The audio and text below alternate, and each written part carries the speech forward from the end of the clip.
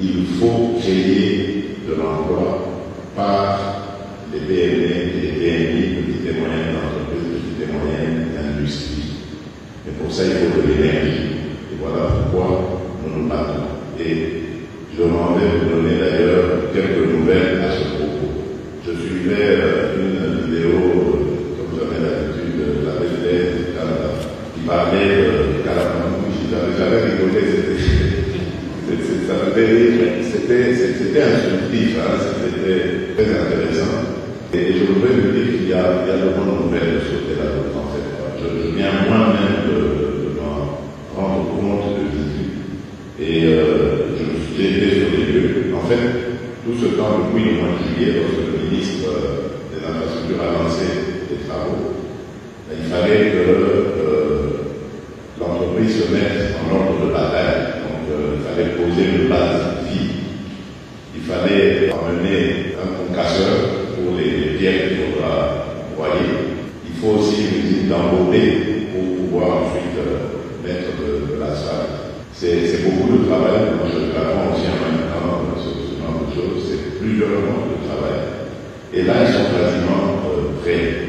Et ils m'ont dit, je leur ai dit, je reviendrai comme ça, qu'ils vont rendre cette route carrossable d'ici 6 mois. Donc on pourra maintenant rouler, parce qu'aujourd'hui, la circulation est chaotique, c'est quasi impossible sur ce tronçon, mais là, ce sera possible. Ils vont donc la mettre en pratique, donc elle pourra être carrossable. Pendant qu'au même moment, ils vont travailler à son asphaltage. Donc, les nouvelles sont bonnes de ce côté-là. Idem pour la route nationale numéro 1, qui est très très fort abîmée entre Camecha et Canada. Cela avait été on a vécu la réalité. Et là, hier, alors que je demandais moi pour voir les travaux de Calamamouche à la bifurcation, j'ai vu les engins de l'entreprise arabe.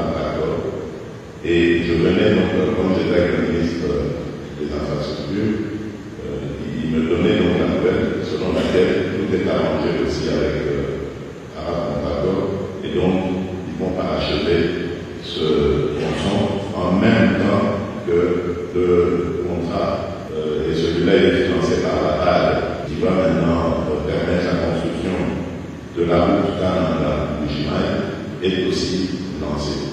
Donc, dans les 2 à 3 ans à venir, nous allons avoir tout ce réseau réuni. Donc, en plus de la cimenterie catalane, il y en aura une aussi entre Calais-Calamanda et Dibaï. Donc, nous allons être pourvus en possibilité d'avoir des industries qui fonctionnent et qui génèrent à la fois des emplois, mais également de la matière pour continuer à construire. Il y a aussi d'autres routes, mais je suis vraiment convaincu que dans les 2 à 3 ans à venir, le Grand Kasaï va rayonner, va aller sur son développement.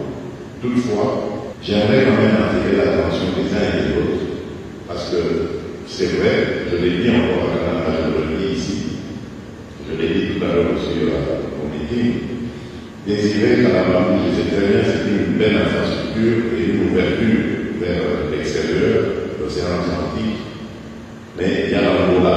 Et l'Angola, c'est aussi un pays qui produit, c'est aussi un pays qui veut évacuer ses produits. Et donc, nous devons faire attention de ne pas nous faire avaler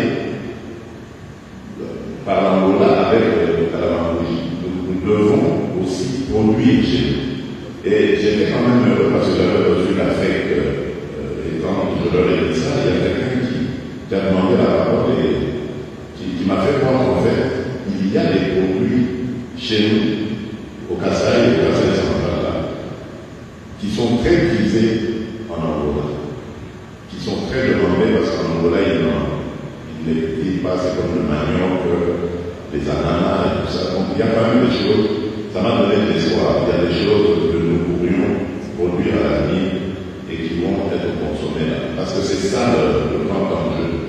Il ne faut pas, par l'ouverture de cette route, nous ouvrions aussi la porte à notre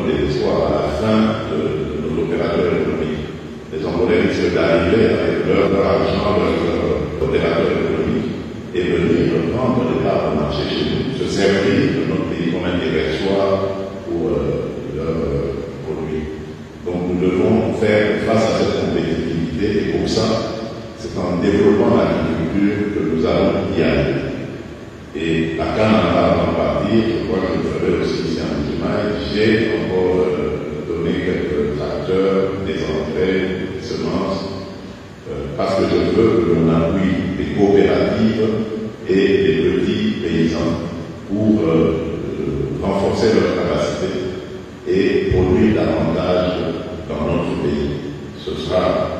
Ça procurera de l'emploi, mais également ça luttera contre l'insécurité alimentaire.